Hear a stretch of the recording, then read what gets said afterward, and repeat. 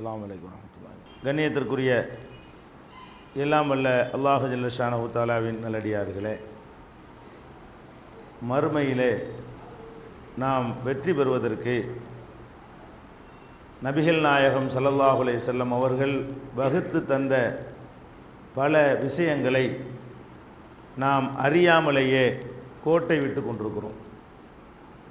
அந்த வகையில் பசித்தவர்களுக்கு உணவளிப்பது எவ்வளோ ஒரு முக்கியமான ஒரு நடைமுறை என்பதை சென்ற வாரம் நாம் பார்த்தோம். அதனுடைய தொடர்ச்சியாக அதோடு சேர்த்து நபிகள் நாயகம் ஸல்லல்லாஹு அலைஹி வஸல்லம் அவர்கள் இன்னொரு நன்மை தரக்கூடிய காரியத்தை சொன்னார்கள். அது என்னவென்றால், ஐயுல் இஸ்லாமி ஹைருன், இஸ்லாத்தில் ரொம்ப சிறந்த காரியம் எது? நான் ஒரு முஸ்லீமாக இருக்கிறேன், இஸ்லாமிய வணக்க வழிபாடுகளை எல்லாம் செய்த பிறகு சிறந்த காரியம் எது என்று கேட்கும் பொழுது நபிகள் நாயகம் ஸல்லல்லாஹு அலைஹி வஸல்லம் அவர்கள் ரெண்டு விஷயத்தை சொன்னாங்க. ஒன்று துத்இமு தஆம், பசிச்சவங்களுக்கு உணவளித்தல். இரண்டாவது சொன்னார்கள் வ தக்ரவு சலாம அலாமன் அரப்த ஒமல்லம் தாரிஃப், உனக்கு தெரிந்தவர்களாக இருந்தாலும் தெரியாதவர்களாக இருந்தாலும் அவங்களுக்கு சலாம் சொல்லு. இன்னொரு அறிவிப்பில் வந்து ஒரு தப்சு சலாம், சலாமை வந்து பரப்பு, தெரிந்தவருக்கும் நீ சலாம் சொல்லு, தெரியாதவர்களுக்கும் சலாம் சொல்லி பரப்பு என்று நபிகள் நாயகம் ஸல்லல்லாஹு அலைஹி வஸல்லம் அவர்கள் இஸ்லாத்தில் இருந்து கொண்டு நம்ம செய்கிற காரியத்திலேயே சிறந்த காரியமாக, இரண்டாவது சிறந்த காரியமாக இந்த சலாமை பரப்புவதை சொன்னார்கள். இதை நம்ம பரப்ப தான் செய்கிறோம். ஒருவர் சந்திக்கும் பொழுது நம்ம சலாம் சொல்கிறோம். ஆனால் சலாம் சொல்றதுங்கிறது வேற, பரப்புறதுங்கிறது வேற. அதுவும் தெரிந்தவர்கள் தெரியாதவர்களுக்கு பரப்பு என்று சொல்கிறார்கள். உனக்கு தெரிஞ்ச ஆளுக்கு தான் சொல்லணும்னு நினைக்காத, யாருன்னே தெரியாத ஆளாக இருந்தாலும் சரி அவருக்கு சொல்லு. அப்போ தெரியாதவருக்கு நீ பரப்பு என்பதுக்குள்ள என்ன அடங்கி இருக்குது என்று சொன்னால், அவர் முஸ்லீமாக இருக்க வேண்டும், இஸ்லாத்தை ஏற்றுக்கொண்டவராக இருக்க வேண்டும் என்கிற ஷரத்தெல்லாம் கிடையாது. எல்லாருக்கும் சொல்லணும். தெரியாதவர்கள் அதெல்லாம் இருப்பாங்க. ஒரு ஆளை பற்றி தெரியாதுன்னா ஒரு முஸ்லீமா இல்லையான்னு தெரியாது, வேண்டியவரா வேண்டாதவர்னு தெரியாது, நல்ல மனுஷனா கெட்ட மனுஷனா எல்லாம் தெரியாது. எல்லா விதமான அறியாமையும் அது குறிக்கும். ஒரு ஆளை பற்றி உனக்கு தெரிஞ்சாலும் நீ சலாம் சொல்லணும். அவரை பற்றி எதுவுமே உனக்கு தெரியாது, அவருக்கு சலாம் சொல்லு என்று நபிகள் நாயகம் ஸல்லல்லாஹு அலைஹி வஸல்லம் அவர்கள் இதை வந்து பரப்ப சொன்னாங்க. ஆனால் மார்க்கத்தை அறியாத காரணத்தினால, இஸ்லாத்தினுடைய சரியான எண்ண ஓட்டங்களையும் இது குறித்த தெளிவான சட்டங்களையும் அறியாத காரணத்தினால நம்ம இதை சொல்றது இல்லை. முஸ்லீம்களாக இருக்கக்கூடிய நாம் முஸ்லீம் அல்லாத மக்களுக்கு வந்து இதை சொல்றது இல்லை. இன்னும் நீங்கள் நம்ம இந்தியாவில் வாழ்கிற முஸ்லீம் அல்லாத மக்களை எடுத்துக்கொண்டால் எங்கே எங்கே நல்லது கிடைக்குது அதையெல்லாம் ஏற்றுக்கிறவங்களா இருக்கிறாங்க. உலகத்தில் இப்படி ஒரு சமுதாயத்தை பார்க்கவே முடியாது. எதெல்லாம் நல்லது மாதிரி அவங்களுக்கு தெரிகிறதோ அதெல்லாம் வந்து எந்த விதமான காழ்ப்புணர்வு இல்லாமல் அதை கடைபிடிக்கக்கூடியவங்களாக இருக்கிறது நீங்கள் பார்க்குறீங்க. இப்போ வந்து நடைமுறையில் ஒருத்தர் சந்திக்கும் பொழுது என்ன செய்கிறாங்கன்னா, குட் மார்னிங்கிறாங்க, குட் நைட்டுங்கிறாங்க, குட் ஈவினிங்னு சொல்கிறாங்க. இதெல்லாம் இவங்கள்ட்ட உள்ளதா? இல்லை. இவங்க சொல்கிறத விட கொஞ்சம் நல்லது மாதிரி அவங்களுக்கு தெரியுது. வெளியிலேருந்து கொண்டு வந்து அவங்க வந்து சிலர் திணிக்கிறாங்க. இதுக்கு பழக்கத்துக்கு ஆளானவன என்ன செய்கிறாங்க, இதையே தங்களுடைய வாழ்க்கையில் எல்லாருமே கடைப்பிடிக்கிறாங்க. அவங்க வேற ஒரு மதத்தில் உள்ளவங்களாக இருந்தால் கூட ஒருவர் சந்திக்கும் பொழுது இந்த மாதிரி குட் மார்னிங் சொல்கிறாங்களே, இதெல்லாம் அவங்களுடைய மதத்தில் அவங்களுடைய பழக்க வழக்கத்தில் உள்ளதா? இல்லை. அது கொஞ்சம் நல்லதாக இருந்துச்சுன்னு அவங்க நினைக்கிறாங்க, அதை எடுத்துக்கொள்கிறார்கள். ஆனால் நம்ம சொல்லக்கூடிய சலாம் இருக்குது பாருங்க, இதுக்கு நிகரான ஒரு முகமன் உலகத்தில் கிடையாது. சலாம் சொல்வதற்கு நிகரான ஒருவர் சந்திக்கும் பொழுது சொல்கிற முகமன் வாழ்த்து இருக்குத, இதுக்கு ஈக்குவலாக எதுவுமே கிடையாது. ஏன்னு கேட்டால், ஒருவர் நம்ம சந்திக்கிறோம். சந்திக்கக்கூடிய நேரத்தில் நம்மால் சந்திக்கப்படக்கூடியவர் வந்து பலவித நிலைமைகள் இருப்பார். கவலையாக இருப்பார், சந்தோஷமாக இருப்பார், கோபமாக இருப்பார், பாதிக்கப்பட்டிருப்பார், நோய்வாய்ப்பட்டவராக இருப்பார், இப்படி பலவிதமான நஷ்டப்பட்டவராக இருப்பார். இப்படி பலவிதமான நிலைகளில் நீங்கள் ஒருத்தரை பார்க்குறீங்க. பார்த்துட்டு வந்து அவர் நல்ல நிலையில் இருந்தார்னு வைங்க, அந்த நேரத்தில் நீங்கள் குட் மார்னிங்டா வேண்டாம், அது பொருந்திடும். ரொம்ப சந்தோஷமாக இருக்காருன்னு வைங்க, நல்ல காலை பொழுது, அது அந்த இடத்துக்கு பொருந்தும். அவன் அப்போ தான் முதலாளிகிட்ட திட்டு வாங்கிட்டு வந்து வெளியே நிற்கிறான். நல்ல காலை பொழுதுன்னா அது நல்ல காலையாது, அவனுக்கு கெட்ட காலை பொழுதாக இருக்கிறது. அவன்கிட்ட போயிட்டு குட் மார்னிங்னு சொல்ல இயலுமா? அப்பதான் புள்ள மௌத்தா இருக்குது, குட் மார்னிங். அட நானே பிள்ளைய பறி கொடுத்துட்டு இருக்கேன், எனக்கு என்னடா குட் மார்னிங்கிற, எனக்கு என்ன நல்ல காலை பொழுதாக இருக்குதுன்னு சொல்லி அது எல்லா நேரத்திலையும் பயன்படுத்த இயலாது. அப்போ நல்லதா இருக்கிறானான்னு விசாரிச்சு பார்த்து எப்படி இருக்கிறீங்க, சந்தோஷமா இருக்கிறீங்களா, அவனுக்கு கவலையெல்லாம் இல்லையா, குட் மார்னிங் சொல்லணும். அப்பதான் அது பொருந்துமே தவிர எல்லா நேரத்திலையும் சொன்னோம்னா அதுக்கு அர்த்தம் இல்லாமல் போகும்.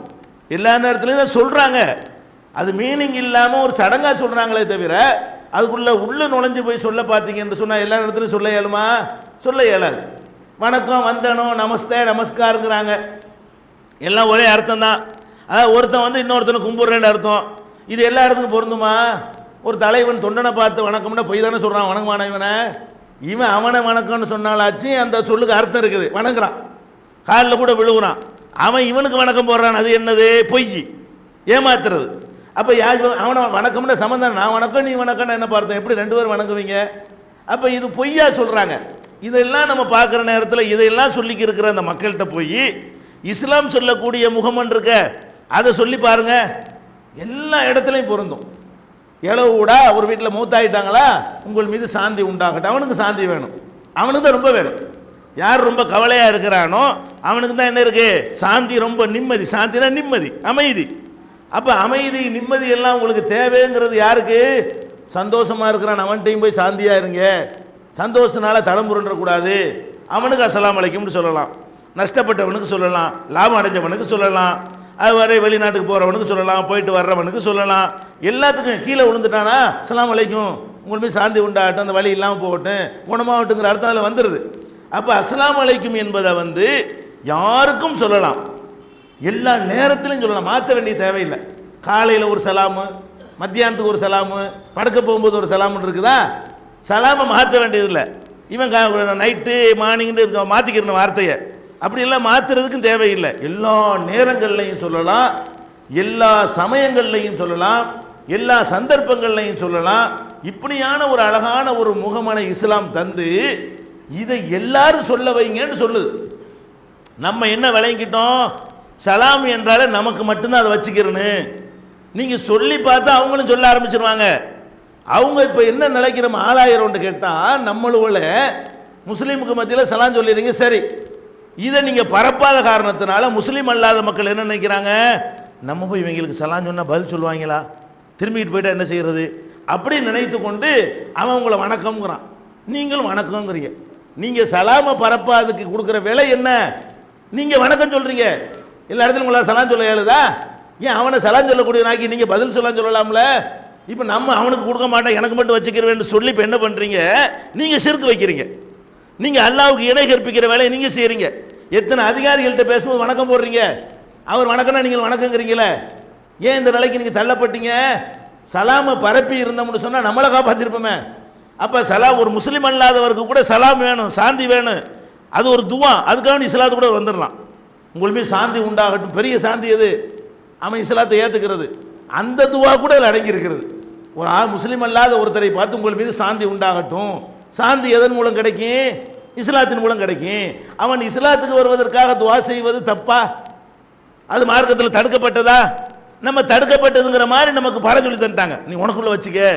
எத்தனை நல்ல விஷயங்கள், எத்தனை நல்ல விஷயங்கள் அனைவரும் கடைபிடிக்கிறதுக்கு ஏற்றதாக இந்த மார்க்கத்தில் இருக்கிறது.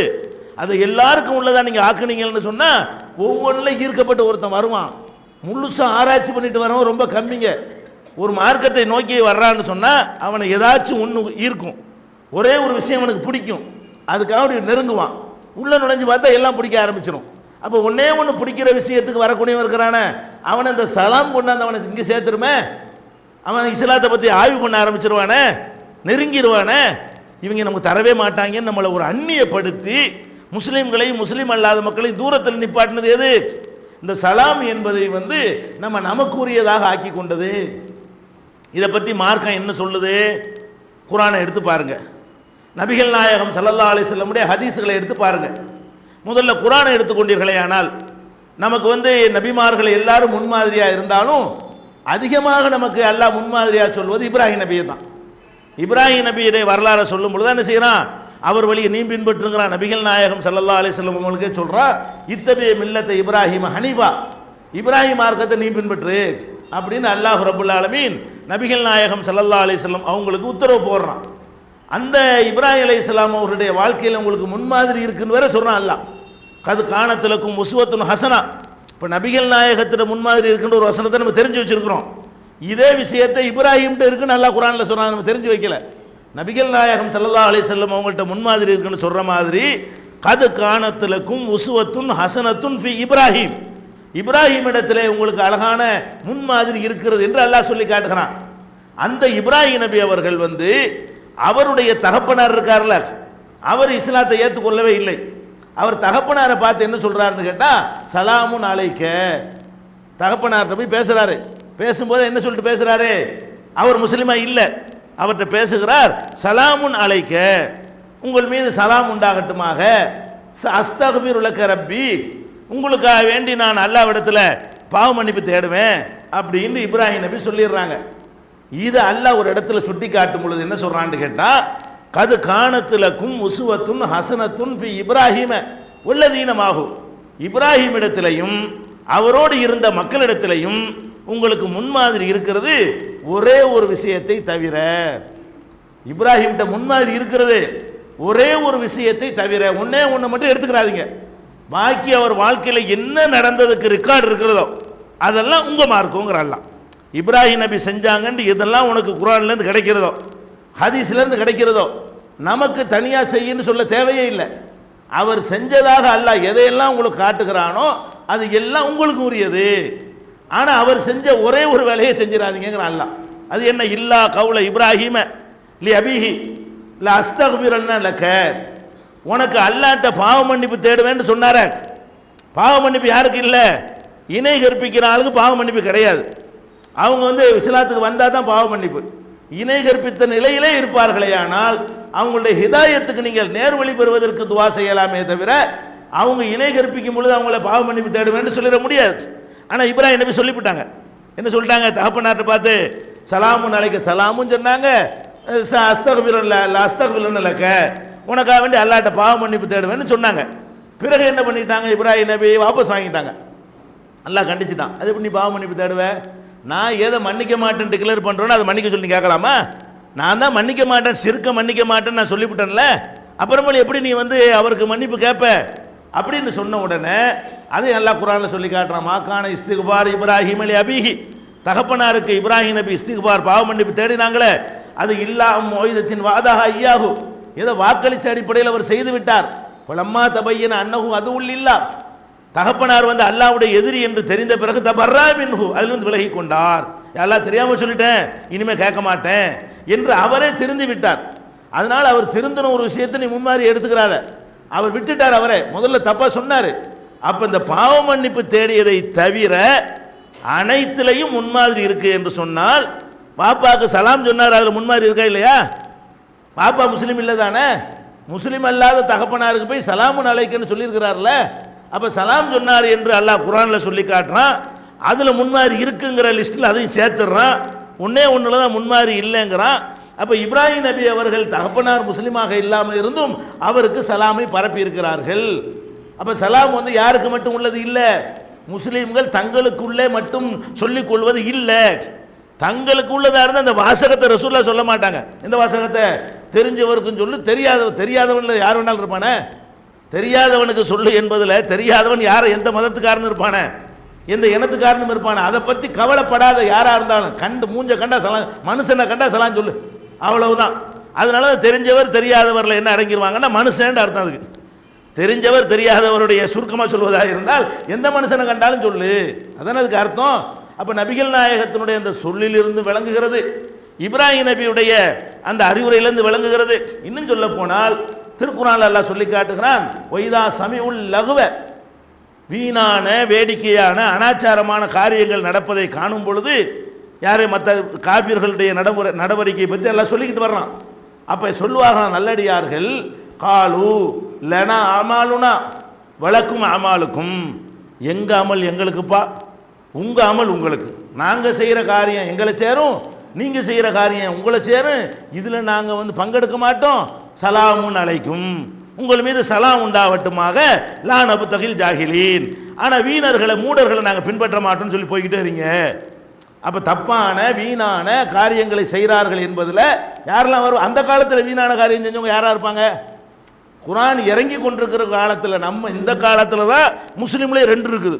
குடிக்கிற முஸ்லீம், குடிக்காத முஸ்லீமு, திருடுற முஸ்லீமு, திருடாத முஸ்லீமு, தௌஹீதில் இருக்கிற முஸ்லீமு, தௌஹீது இல்லாத முஸ்லீம்லாம் இப்போ தான். ரசூலுல்லாஹ் காலத்தில் இப்படி நம்ம வீண் கலாச்சாரத்தில் ஈடுபட்டதில் முஸ்லீம் யாராவது இருக்கவா செய்வாங்க? முஸ்லீம்கள்லாம் போய் இதில் பங்கெடுக்கவா செய்வாங்க? நபிகள் நாயகம் ஸல்லல்லாஹு அலைஹி வஸல்லம் காலத்தில் கூட்டமாக சேர்ந்துக்கிட்டு கேளிக்கை கூத்தில் ஈடுபடுறார்கள் என்று சொன்னால் அவர்கள் யாராகத்தான் இருப்பார்கள்? முஸ்லீம் அல்லாமல் தான் இருப்பாங்க. ஒரு முஸ்லீம் கூட, தனிப்பட்ட ஒரு முஸ்லீம் தப்பு செய்வான், கூட்டமாக சேர்ந்துக்கிட்டு கூத்தடிக்கிறது இந்த மாதிரியான வேலையெல்லாம் செய்கிறது முஸ்லீம் சமுதாயத்தில் அன்னைக்கு கற்பனை செய்ய முடியாது, நபிகள் நாயகம் வாழுகிற காலத்தில். அப்போ அந்த காலத்தில் அல்லாஹ் சொல்கிறான், வீணான காட்சிகள் அவங்க செஞ்சுக்கிட்டு இருந்தாங்கன்னு சொன்னால், ஓஞ்சைகள் உனக்கு, ஏஞ்சைகள் எனக்கு, சலாமுன் அலைக்கும் போயிட்டு வரி. அவனுக்கு போய் சொல்லணுமா? அவன்கிட்ட போய் நம்ம சொல்லணுமா? சலாமுன் அலைக்கும் யாருக்கு சொல்லணுமா? இந்த அநியாயம் பண்ணிக்கிட்டு ஆடல் பாடல் கூத்து கும்மாளம் செஞ்சுட்டு இருக்கிறானே அவங்ககிட்ட போய், அதாவது முஸ்லீம் அல்லாத மக்கள்கிட்ட போய் சலாமுன் அலைக்கும், அல்லாஹ் உங்களுக்கு சாந்தி, இந்த கெட்ட செயலில் உங்களை திருத்தட்டும் அர்த்தம் வந்துடுறதில்ல. சலாமுன் அலைக்கும், அல்லாஹ் உங்களுக்கு சாந்தியை தரட்டும். அப்போ வழங்குதா இல்லையா? குர்ஆன் என்ன சொல்லுது? இவர்களுக்கு போய் சலாம் சொல்லுங்க. சலாம் எல்லாருக்கும் பொதுங்கிற சொல்ல வர்றேன். சலாம் முஸ்லீமுக்கு மட்டும் உள்ளதே இல்லை. அதே மாதிரி திருக்குர்ஆனை எடுத்து பார்த்தீர்களே ஆனால், இதா தகல்தும் புயூத்தன் லா ததுகுலு புயூத்தன் கைர புயூத்திக்கும், உங்க வீடு இல்லாத வேற வீட்டுக்கு நீங்க போறதாக இருந்தால், உங்க வீடு அல்லாத வேற வீட்டுக்கு நீங்கள் போவதாக இருந்தால், ஹத்தா தஸ்தனிசு வ துஸல்லிமு அலா அஹ்லிஹா, அவங்கள்ட்ட பர்மிஷன் கேட்காம நுழையாதீங்க. உங்க வீட்டுக்கு போறதுக்கு உங்கள்ட்ட பர்மிஷன் வேண்டியதில்லை, உங்க வீடு போய்க்கிருங்க. உங்க வீடு அல்லாத வேற வீட்டுக்கு நீங்கள் போவதாக இருந்தால் ரெண்டு காரியம் செஞ்சுட்டு தான் உள்ள போகணும். ஒன்று என்ன? ஹத்தா தஸ்தனிசு, ஒன்று அவங்கள்ட்ட பர்மிஷன் வாங்கணும். ரெண்டாவது ஒத்து சல்லிமு அலா அஹ்லிஹா, அங்க இருக்கக்கூடியவர்களுக்கு சலாம் சொல்லணும். அப்ப உங்கள் வீடு அல்லாத வேற வீடு என்பதுல முஸ்லீம் முஸ்லீம்னு பிரிச்சா அல்லாஹ் சொல்றான். உங்க வீடு இல்லை, வேற வீடு, அவ்வளவுதான். அந்த வேற வீடு எதுவாக இருக்கலாம்? முஸ்லீம் வீடா இருக்கலாம், கிறிஸ்துவ வீடா இருக்கலாம், இந்து வீடா இருக்கலாம், யாரா வேணாலும் இருக்கலாம். உங்க வீடு அல்லாத வேற வீட்டுக்கு போனீர்களே ஆனால் அதுல அனுமதியும் வாங்கிக்கிறங்க, சலாமும் சொல்லிக்கிறங்க. அப்போ ஒரு வீட்டுக்கு போய் கதவு அஸ்ஸலாமு அலைக்கும் சொல்லுங்க. கொஞ்ச நாளைக்கு ஒரு மாதிரியா பார்ப்பாங்க, பழக்கத்துக்கு வந்துருப்போம். ஆனா ஆரம்பத்தில் ஒரு மாதிரியா இருக்கு. ஏன்னா நீங்க நீண்ட நெடுங்காலம் அதை அவங்களுக்கு கொடுக்காம இருக்கும் பொழுது, ஒரு நாள் வேலைக்காரன் இருக்காங்க, வேலைக்காரனை இவன் கவனிக்கவே மாட்டான், ஒன்றும் செய்யவே மாட்டான். டா அங்கே தூரம் நில்றா அப்படி இப்படி சொல்லிக்கிட்டு இருந்த ஒருத்தன், தம்பி உட்காருங்க டீ குடிங்கன்னு என்ன செய்வான்? ஒரு மாதிரியா பார்ப்பான். நம்ம சரி கரெக்டு தான், கரெக்டாக இருந்தாலும் அவன் என்ன செய்வான்? நேற்று வரைக்கும் நம்மளை எப்படி இருந்தாலும் நடத்தினாரு, இப்போ உட்கார சொல்கிறார், டீ வாங்கி தர்றாரு, என்னமோ இருக்குமோ. இது எவ்வளோ நாளைக்கு இருக்கு? முதல் டீக்கு மட்டும்தான் அப்படி இருக்கும், ரெண்டாவது டீக்கு பாதி போயிடும், மூணாவது தடவை கொடுக்கும்போது சகஜமாக ஆகிக்கணும். அதனால இது ஸ்டார்டிங்கில் ஒரு மாதிரியாக இருக்குமேட்டு தயங்கிடக்கூடாது, இது கொண்டு போய் சேர்க்கணும். நம்ம சேர்த்துட்டு போனோன்னு வைங்க, விடுபட்ட ஒரு சுண்ணத்து இது. நீங்கள் சேர்த்துட்டு போனீங்கன்னா நமக்கு பிந்தி யாரெல்லாம் இதை ஃபாலோ பண்ணுறாங்களோ நன்மை தாறுமாறு அள்ளிக்கிட்டு வரப்போகுது நமக்கு. நம்ம மோத்தா போயிடுவோம். நம்ம இந்த கூச்சத்தை விலக்கி விட்றோம், இந்த தப்பான சிந்தனை நம்ம நீக்கிறோம். நம்ம நீக்கி பரவலாக்கி விட்டு போயிட்டீங்கன்னு சொன்னால் இந்த பரவலான ஒரு நடைமுறை கியாமத்து நாள் வரைக்கும் நீடிச்சுன்னு வைங்க, எங்கே போகிறது? நன்மை அள்ளிக்கிட்டு போயிடலாமா மறுமையில்? அப்போ செத்துப்போன சுண்ணத்துகளை ஹயாத்தாக்கும் பொழுது அதை செஞ்ச நன்மையும் கிடைக்கிறது, அதை பார்த்துட்டு மற்றவங்க ஃபாலோ பண்ணுறாங்களே அந்த நன்மையும் கிடைக்கிறது. அப்போ முஸ்லீம் அல்லாத நண்பர்கள் நம்மகிட்ட வருவாங்க, வேலைக்காரங்க இருப்பாங்க, மற்ற பெண்கள், வீட்டில் வேலைக்கு பெண்கள் வருவாங்க, எல்லாம் அஸ்ஸலாமு அலைக்கும் அஸ்ஸலாமு அலைக்கும் அஸ்ஸலாமு அலைக்கும்ங்கிறதே என்ன செய்ய நம்முடைய வழக்கத்தில் கொண்டு வந்து விட வேண்டும். அதே மாதிரி நபிகள் நாயகம் ஸல்லல்லாஹு அலைஹி வஸல்லம் அல்லாஹ்ட்ட முறையிடுறாங்க. என்ன முறையிடுறாங்க? யா ரப்பி இன்ன கௌமி லா யுமினூன், என்னுடைய இந்த கூட்டத்தார் ஈமான் கொள்ளாமல் இருக்கிறார்கள், இஸ்லாத்தை ஏத்துக்கிறாம இருக்காங்களா அல்லாஹ் அப்படின்றவன அல்லாஹ் சொல்றான், ஃபஸ்பஹ் அன்ஹும் வகுல் சலாம், அவர்களை அலட்சியப்படுத்தி சலாம் சொல்லியிருக்கிறான் அல்லாஹ். ஈமான் கொள்ளாம இருக்கிறாங்கன்னு ரசூலுல்லாஹ் முறையிடுறாங்க. முறையிடுறதுக்கு அல்லாஹ் கட்டளையிடுறான், ஃபஸ்பஹ் அன்ஹும், அவர்களை நீ அலட்சியப்படுத்து, வராட்டி வராட்டி போயிட்டு போறாங்க, அதே நேரத்தில் துவா செஞ்சிருவோம், குல் சலாம் சலாம் சொல்லிரு. அப்ப சலாம் சொல்லுண்டால யாருக்கு? லாயூமின் வருது, ஈமான் கொள்ளாம இருக்கிறார்கள், நம்பிக்கை கொள்ளாமல் இருக்கிறார்கள் ஒரு மக்களை பற்றி சொல்லும் பொழுது அதுக்கு அல்லாஹ் என்ன உத்தரவு போடுறான்? குல் சலாம் சலாம் சொல்லு அப்படின்னு சொல்லி காட்டுறான். அப்ப இந்த சலாம் சொல்லுதல் என்பது யாருக்குரியது மட்டும் இல்லை, நமக்கு உரியது மட்டும் இல்லை. இப்ராஹிம் நபி அவர்கள்ட்ட அவங்க ஆம்பளை பிள்ளை பிறக்க போற நற்செய்தியை சொல்வதற்காக வானவர்கள் வர்றாங்க, மலக்குகள் வர்றாங்க. அதோட லூத் நபி சமுதாயத்தை அழிக்கிறதுக்கு போய்கிட்டு இருக்கிறாங்க. என்ன செய்யறாங்க? மலக்குன்னு இவருக்கு தெரியாது, இப்ராஹிம் நபிக்கு வந்து மனித வடிவத்தில் அவர்கள் வந்ததுனால அவங்கள யாருன்னு கண்டுபிடிக்க முடியல. வந்தவர்கள் காலு சலாமா, சலாம் சொன்னார்கள். இப்ராஹிமை கால சலாம், பதில் சலாம் சொல்லிட்டாரு. சொல்லிவிட்டு கவுமுன் முன்கரூன், நீங்க யாருன்னு தெரியலையப்பா, நீங்க யாரு? அப்ப சலாத்தை சொல்லிவிட்டு தான் யாருன்னு கேட்கிறாரு. அப்ப யாருன்னு தெரியாம சலாம் சொன்னா என்ன அர்த்தம்? அவன் அதை பத்தி அவர் கவலைப்படலை. நீங்க எவனா இருந்தா எனக்கு என்னப்பா, நீனு சலாம் சொல்ற நானும் சலாம் சொல்றேன். இப்போ பொதுவு சலாம் என்பது பொதுவு, அது மலக்குன்னு பின்னாடி தெரிஞ்சு போச்சு. ஏன் மலக்கு இல்லாம ஒரு காபிரா கூட இருக்கலாம்ல, முஸ்லீம் அல்லாத கூட இருக்கா, தெரிஞ்சு அவர் சொன்னாரு. யாருன்னு வந்தாங்க, காலு சலாம் சொல்றாங்க, கால சலாம், அவரும் சலாம்ங்கிறாரு. சொல்லி முடிச்ச விட்டு சொல்றாரு கவுமுன் முன்கரூன், நீங்க யாருன்னு ஒண்ணு பண்ண உங்களை பார்க்கலையே, நீ யாரு? அப்புறம் தான் சொல்றாங்க நாங்க மலக்குகள் இந்த மாதிரி வந்திருக்கோம், இந்த விஷயத்துக்கு வந்திருக்கோம்னு விளக்குறாங்க. இதுவும் குர்ஆன்ல இருக்கிறது. அப்ப இப்ராஹிம் நபிட்ட முன்மாதிரி இருக்குன்னா என்ன அர்த்தம்? வந்தா சலாம் சொல்லிட்டு போக வேண்டியதானே, அல்ல சலாம் சொன்னா பதில சொல்லிட்டு போயிட வேண்டியது தானே. அப்ப இந்த சலாம் என்பது நம்மளும் சலாம் சொல்லணும், சலாத்துக்கு பதிலும் சொல்லணும். இதை வந்து எல்லாரும் சொல்லக்கூடிய வகையில் இதனுடைய சிறப்பை வரை நீங்க சொல்லணும். இது எவ்வளவு அழகா இருக்கு பத்தியா, அறிவுஜீவிகள் இருந்தா, விவரம் தெரிஞ்சவங்க இருந்தாங்கன்னா இது எவ்வளவு நல்லா இருக்கு பத்தியா. நீங்க யாருடைய சுயமரியாதையும் பாதிக்கல, வணக்கம்னா சுயமரியாதை பாதிக்குது. நான் போய் ஒருத்தனை வணங்குறேன்னு சொன்னா அவன் பெருசு நான் சின்னதுன்னு ஆயிடுது. அப்ப அப்படி தேவையில்லை, சகத்துவம் ஈக்குவாலிட்டி இருக்கும், சமமா இருக்கும். சமமா ரெண்டு பேர் நின்று நீனும் எனக்காக பிரார்த்தனை பண்ணு, நானும் உனக்காக பிரார்த்தனை பண்றேன், உங்கள் மீது சாந்தி உண்டாகட்டும், உங்கள் மீது சாந்தி உண்டாகட்டும். எவனும் பெருசு கிடையாது, பெரிய மகான் தான் பிரார்த்தனை செய்யணும், சாதாரண மக்கள் பிரார்த்தனை போய் கெஞ்சணுங்கிறதுலாம் அதெல்லாம் அடிபடுது. இப்ப இதை யாருக்கும் கடவுள்கிட்ட பிரார்த்தனை பண்ணலாம், உங்கள் மீது சாந்தி, உங்கள் மீது சாந்தி, உங்கள் மீது சாந்தி. இப்ப இது எவ்வளவு அழகா இருக்கிறது. ஏன் இதை கொண்டு போக மாட்டேங்கிறீங்க? இஸ்லாம் கொண்டு போக சொல்ற ஒரு விஷயத்தை எதுக்கு மறுக்கிறீங்க?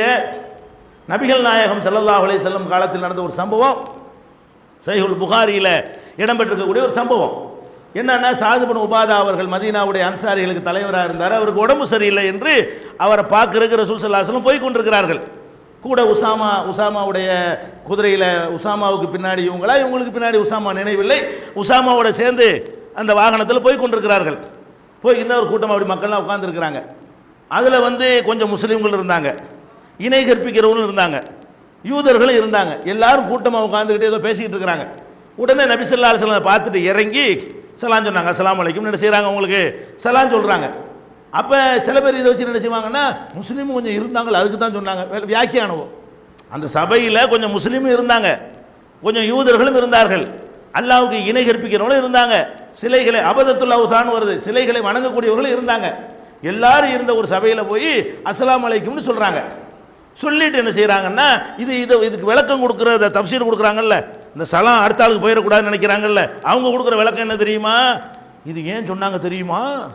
அதில் 4 முஸ்லீம் இருந்தாலும் அதுக்கு தான் சொன்னாங்க, அவங்களுக்காக சொல்லலை அப்படிங்கிறாங்க. அது பொய், அந்த ஹதீஸில் அது பொய்ன்னு வருது. எப்படி வருது? இப்போ சல்லம அலைஹிம், அவர்களுக்கு சலாம் சொன்னார்கள், ஓ தஆஹும் இலல் இஸ்லாம், அவர்களை இஸ்லாத்துக்கு கூப்பிட்டார்கள். யாருக்கு சலாம் வழங்கி போச்சா? சலாமும் சொன்னார்கள், ஓ தஆஹும் இலல் இஸ்லாம், இஸ்லாத்திற்கு அவங்களை அழைத்தார்கள். ஃபகர அலைஹிமுல் குர்ஆன், அவங்களுக்கு குர்ஆனை ஓதி காட்டினார்கள். இஸ்லாத்துக்கு யார் அழைப்பாங்க? முஸ்லீமை அழைப்பாங்க? முஸ்லீம் தான் ஆல்ரெடி இஸ்லாத்துக்கு வந்திருக்கிறாரா? யாருக்கு சலாம் சொன்னார்களோ அவர்களை இஸ்லாத்துக்கு அழைத்தார்கள் வருது. அப்ப இஸ்லாத்திற்கு அழைத்தார்கள் என்றால் யாருக்கு? இஸ்லாத்தில் இல்லாதவங்களுக்கு. அப்ப யாருக்கு சலாம் சொல்லி இருக்கிறார்கள்னா, இந்த முஸ்லீம் இருந்தது உங்களுக்கு தெரியுமா தெரியாதா நமக்கு தெரியல. ஆனால் அவர்கள் யாருக்கு சலாம் சொன்னாங்க? தாவா இஸ்லாத்திற்கு அழைக்க போறாங்க, சலாம் அலைக்கும், இதாப்ப நல்ல மார்க், எல்லாரும் வந்துருங்க பாக்குறாங்க. அப்ப யாரை கருத்தில் கொண்டு சலாம் சொல்றாங்க? வராதவங்களை, இஸ்லாத்துக்கு வராத மக்களுக்கு சலாம் சொன்னதுனால தான் அவங்கள தஆஹும் இலல் இஸ்லாம், புகாரில் வரக்கூடிய அறிவிப்பு. இஸ்லாத்திற்கு அவங்களை அழைச்சாங்க. கரா அலைஹிமுல் குர்ஆன், குர்ஆன் அவங்களுக்கு ஓதி காட்டினாங்க என்றெல்லாம் வருகிறது. அப்ப இதில் நம்ம என்ன வழங்குறோம்? சலாம் என்பது வந்து இஸ்லாத்தில் அழைக்கிறதுக்கு முன்னாடி யாரை அழைக்க போறீங்களோ அவங்களுக்கு சொல்ல வேண்டிய விஷயம். இதையே நீங்க பரவலாக்காம இருக்கிறீங்க, இது நல்லா விளங்கி கொள்ள வேண்டும். ஒன்னே ஒன்று இருக்கிறது, என்னன்னு கேட்டா, யகூதிகள் ஒரு ஹதீஸை தான் கொண்டாந்து இப்படி முட்டு இவ்வளவு குர்ஆன் ஆயத்து இருக்கிறது, ரசூலுல்லாஹ்வுடைய கூட நடைமுறை இருக்கிறது. இன்னும் சொல்ல போனா அல்லாஹ் குர்ஆன்ல சொல்லி காட்டுறான், இதா ஹய்யிதும் பி தஹியத்தின் ஃபஹய்யு பி அஹ்ஸன மின்ஹா, உங்களுக்கு முகமன் கூறப்பட்டால் அதை விட அழகிய முகமனை கூறுங்கள். அவன் அஸ்ஸலாமு அலைக்கும் வலைக்கும் அஸ்ஸலாம் ரஹ்மத்துல்லாஹி பரகாத்துன்னு சிறப்பாக சொல்லுங்க, அப்படி சொல்லக்கூடிய மார்க்கம் இது. சில பேர் முஸ்லீம் அல்லாத சகோதரர்கள் வந்து அவன் ஏதோ நம்ம நட்பை காட்டுறதுக்காக அஸ்ஸலாமு அலைக்கும்வான். பதில் சொல்லக்கூடாதான், தலையாட்டிட்டு போறது. நம்மளால என்ன செய்வாங்க, அவன் அஸ்ஸலாமு அலைக்கும் அவனே விளங்கிட்டு ஏதோ அவன் சொல்றான் அஸ்ஸலாமு அலைக்கும், நம்ம என்ன செய்யணும்? பதில் சொல்லணுமா இல்லையா? அதை விட சிறந்தது சொல்லுங்கன்னு எல்லாம் சொல்றான். நம்மளால என்ன செய்வார்னு கேட்டா, இதான் பதிலா, அழகிய பதிலா இது? அவன் எவ்வளோ மதிச்சு இஸ்லாத்தை விரும்பி இது அழகா இருக்குன்னு விளங்கி உனக்கு அஸ்ஸலாமு அலைக்கும்ங்கிறான். நீ மகிழ்ச்சியில் அப்படி பூரிச்சு போய் சிரிச்ச முகத்தோட அலைக்கும் அஸ்ஸலாம்ல நீ சொல்லணும். மூஞ்சி திருப்பிட்டு மாதிரி தலையாட்டினே என்ன அர்த்தம்? நாளைக்கு சொல்லுவானா இருக்காச்சு? அப்போ இப்படியான ஒரு போக்கு இருப்பதை பார்க்கிறோம். இந்த போக்கிலிருந்து நம்ம என்ன செய்யணும்? விடுபட்டு ஆகணும். சலாமை எல்லாத்துக்கும் என்ன செய்யணும்? பரவலாக்கணும் என்பதில் நம்ம ரொம்ப கவனமாகவும் ரொம்ப தெளிவாகவும் ரொம்ப உறுதியாகவும் இருக்க வேண்டும். இதுக்கு அளப்பரிய நன்மை நமக்கு மறுமையில் கிடைக்கும். நபிகள் நாயகம் ஸல்லல்லாஹு அலைஹி வஸல்லம் அவர்கள் சொன்னார்கள், லா தூமினு ஹத்தா தஹாபு, ஒருவரை ஒருவர் நேசிக்காத வரை நீங்கள் மூமினாக ஆக முடியாது. மூமின்னா ஒருத்தர் விரும்பணும், நேசிக்கணும். அப்போ எப்படி நேசிக்கிறது? எப்படி ஒருத்தர் நேசிக்கிறது சொல்றாங்க? ஒருத்தரை ஒருத்தர் சலாம் சொல்லாம நேசிக்க இயலாது.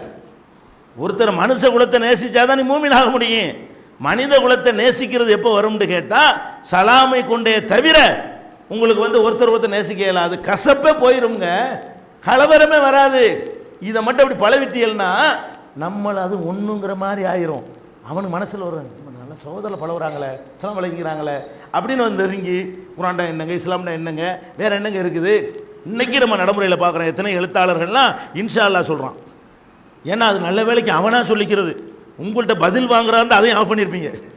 சலாம்ங்கிறது அவன் நம்மள்கிட்ட சொல்லி பதில் வாங்குறது, அதனால அதை அவன் செய்ய மாட்டேங்கிறான். இன்ஷா அல்லான்னு உங்கள்கிட்ட சொல்றது இல்லை. அவன் என்ன செய்யறான்? ஆமாம், நம்ம எத்தனை காரியத்தை நினச்சி போன நடக்க மாட்டேங்குது. இன்ஷா அல்லாஹ் எவ்வளோ அழகா இருக்குது, திமுரு குறையுது, அல்லாஹ்னா தருவேன், அல்லாஹ்னா நடக்கும். இது ஒரு அழகான வார்த்தையா இருக்குங்க, எல்லாரும் கடைப்பிடிக்கலாமங்க. இப்படி சொல்லி பெரிய பெரிய எழுத்தாளர்கள், ஞானபீட விருது வாங்கின எழுத்தாளர்கள் எல்லாம் தங்களுடைய பேச்சுக்கள் எழுத்துக்களில் இன்ஷா அல்லாஹ் சொல்லி கொண்டிருக்கிற காட்சியை பார்க்குறோம். அப்போ நல்லது எங்கே கிடைத்தாலும் ஏற்றுக்கொள்வதற்கு ஒரு சமுதாயம் தயாராக இருக்கிறது. அதை நம்ம மௌத்தாய் கொண்டிருக்கிறோம். எனவே இந்த சலாமை முஸ்லிம் அல்லாத மக்களுக்கும் பரப்பணும், அவர்களையும் சொல்ல வைக்கணும். அதில் நம்ம நன்மை அடையணும். நமக்கு பின்னாடி இந்த நடைமுறையை, இப்ராஹிம் நபி காலத்தில் இருந்த நடைமுறையை, நபிகள் நாயகம் கடைபிடிச்ச நடைமுறை என்ன செய்யணும்? உயிர்படுத்தணும். யூதர்களை கண்டா நீங்க சலாம் சொல்லாதே, அலைக்கும்னு மட்டும் சொல்லுங்க. ஒரு ஹதீஸ் இருக்குது, இதை கொண்டா வச்சுட்டு ரசூலை தடுத்துட்டாங்க. பத்தியில் அலைக்கும்னு சொல்றாங்க. அது ஏன் சொன்னாங்கன்னு இன்னொரு ஹதீஸ்ல விளக்கம் வருது. யூதர்கள் அஸ்ஸலாமு அலைக்கும்னு சொல்லாம வேகமா சலாம் சொல்றோம்னு அந்த லாவனா விட்டுருவாங்க. அஸ்ஸலாமு அலைக்கும் இருக்கு பதிலா அஸ்ஸலாமு அலைக்கும்ன்றாங்க. அஸ்ஸலாம்னா சாந்தி, சாமுன்னா சாவு, மரணம், மௌத்துன்னு அர்த்தம். அஸ்ஸலாமு அலைக்கும் நீ சத்து போன்ற அர்த்தம். அப்ப இப்படி சொல்றாங்க, சலாம் கிண்டல் பண்றான் நம்மள. சலாம் சொல்றதுக்கு பதிலா அஸ்ஸலாமு அலைக்கும்னு சொல்லாம அஸ்ஸலாமு அலைக்கும்ங்கறான். நீங்க அவ்வளவு அநாகரிகமா போக வேணாம், அலைக்கும் உனக்கும்னு சொல்லிட்டு போயிரு. உனக்கு சாவுண்டான்ல, உங்களுக்கு தான் அப்படின்னு சொல்லிட்டு போயிரு. அதுக்கு தான் அலைக்கும் சொல்ல சொன்னாங்க. காரணத்தை சொன்னாங்க. அவர்கள் இப்படி சொல்லுகிற காரணத்தினால் நீங்க அலைக்கும் சொல்லுங்க நாங்களே தவிர மற்றபடி சலாமுக்கு எந்த தடையும் கிடையாது. அனைவருக்கும் இந்த சலாமை பரவலாக்கணும். இதன் மூலம் மறுமையில் ஒரு பெரிய அளவுக்கு நன்மைகளை பெற்றுக்கொள்ளக்கூடிய நன்மக்களாக அல்லாஹ் நம் அனைவரையும் ஆக்கி விடுவானா. திருக்குரான் தமிழாக்கம் பி ஜெய்னுல் ஆபிதீன்.